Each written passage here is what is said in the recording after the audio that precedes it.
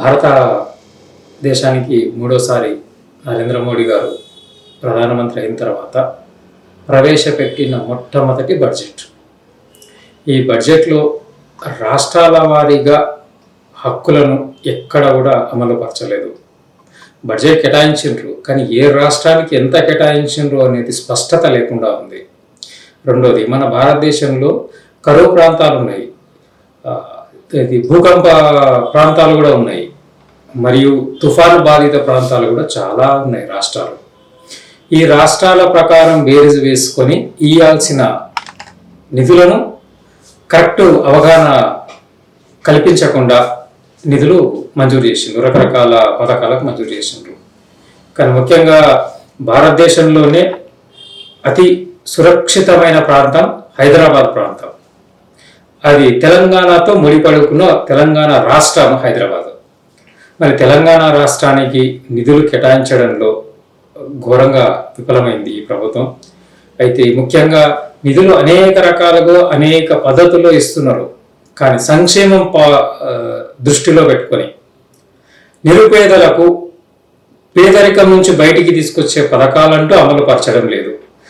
Only అంకెల గారడి, అంటే అంకెలు లక్షల కోట్ల అంకెలు, కానీ ప్రాక్టికల్గా వచ్చే వరకు కింది స్థాయిలో ప్రత్యక్ష కార్యాచరణ వచ్చే వరకు నిధులు అందట్లేదు నిరుపేదలకు. నిరుపేదలు ఇంకా నిరుపేదలుగానే ఉండిపోతున్నారు, కానీ మారడానికి అవకాశం లేకుండా ఉంది. రెండోది, ఇప్పటి వరకు భారతదేశానికి వచ్చి ఎన్ని సంవత్సరాలైనా పేదవానికి సరైన వాద్యానికి అందడం లేదు. ముఖ్యంగా ఇంకో విషయం, ఉచిత విద్య అనేది కూడా ఎక్కడ కూడా అందడం లేదు.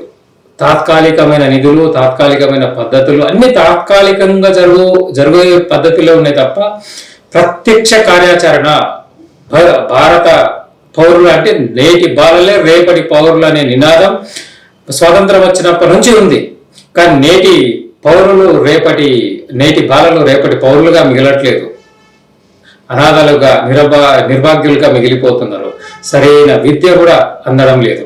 వీటి మీద కూడా ఏ ప్రభుత్వం కూడా స్పందించడం లేదు, ప్రత్యక్ష కార్యాచరణ చేయడం లేదు. ముఖ్యంగా ఇప్పుడు తెలంగాణ రాష్ట్రానికి నిధుల విషయంలో చాలా విఫలమైంది.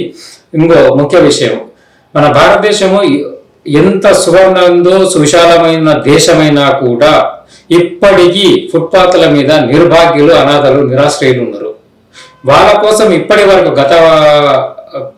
ఇది నరేంద్ర మోడీ ప్రభుత్వం ఉన్న టైంలోనే గత 5 సంవత్సరాల కిందటనే కేంద్ర ప్రభుత్వానికి అనేక వినతులు సమర్పించడం జరిగింది. ట్విట్టర్ ద్వారా, మెయిల్ ద్వారా, పోస్ట్ ద్వారా రకరకాల వినతులు.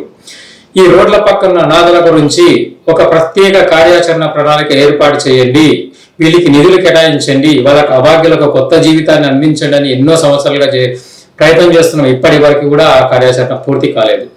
ఇప్పుడున్న బడ్జెట్లో కూడా వాళ్ళకంటూ ఏది కూడా ఒక నిధులు అనేది, ఒక ప్రత్యేక శాఖ అనేది కూడా కేటాయించకపోవడం శోచనీయం. మన భారతదేశం ఎంత సువిశాలమైందో ఎంతైనా కూడా నిరుపేదలు, అనాథలు రోడ్డు పక్కన ఉండడం అనేది కూడా అంత దౌర్భాగ్యమైన పరిస్థితి. దీన్ని ఖచ్చితంగా కేంద్ర ప్రభుత్వము ఇచ్చిన హామీలలో, కేంద్ర ప్రభుత్వం ఇచ్చిన పథకాలలో వీళ్ళ కొరకు ఎలాంటి కార్యాచరణ లేదు.